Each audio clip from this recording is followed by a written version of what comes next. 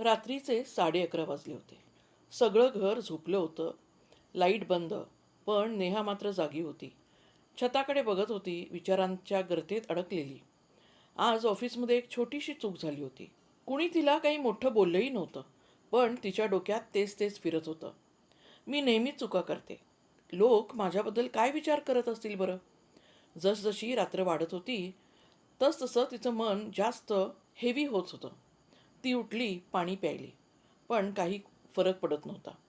शेवटी तिने फोन हातात घेतला. बराच वेळ ती नंबरकडे बघत राहिली आणि अचानक तिनं तिच्या बहिणीला कॉल केला. फोन लागला. दुसऱ्या बाजूने झोपेतून आवाज आला. हॅलो, सगळं ठीक आहे ना? नेहा काही सेकंद शांत राहिली आणि मग एकच वाक्य बोलली, मला खूप वाईट वाटतंय ताई. बस एवढंच. त्या एका वाक्यानंतर ती थांबली नाही. ती तिची चूक, तिची भीती, तिचं ओव्हर थिंकिंग सगळं सगळं बोलत गेली. 10-15 मिनटं ती बोलत राहिली आणि मग तिच्या बहिणीने तिला शांतपणे विचारलं, जर ही चूक तुझ्या मित्राने केली असती तर तू त्याच्याबद्दल असाच विचार केला असतास का?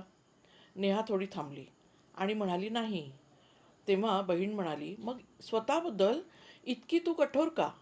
त्या एका प्रश्नाने नेहाचा पूर्ण पर्स्पेक्टिव्ह बदलला.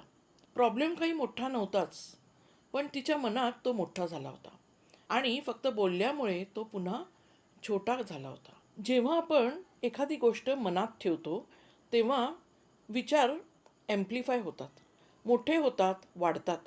मनामध्ये तेच तेच विचार फिरत राहतात. पण जेव्हा आपण बोलतो, कुणीतरी आपल्याला आरसा दाखवतो. म्हणून पुढच्या वेळी रात्री झोप येत नसेल, विचार थांबत नसतील, तर सगळं एकट्याने हँडल करू नका. फक्त एक कॉल करा किंवा एक मेसेज टाका, मला थोडं बोलायचं आहे. कधी कधी फक्त कोणीतरी ऐकून घेतलं तरी 50% त्रास कमी होतो. कसं करावं बरं हे? आपण एक विश्वासू व्यक्ती निवडावी. जे घडलं, ज्यामुळे त्रास झाला, ते जसं आहे तसं त्या व्यक्तीपुढे मांडायचं.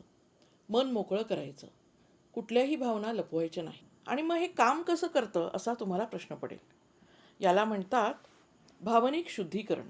तुमच्या विश्वासातील व्यक्ती तिच्या बोलण्यातून किंवा एखाद्या सल्ल्यातून तुम्हाला आश्वस्त करेल आणि त्यावेळी तुम्हाला बरं वाटू लागतं. मेंदूला मी एकटा नाही हा सिग्नल मिळतो आणि आपला त्रास कमी व्हायला मदत होते. पटतंय ना मंडळी?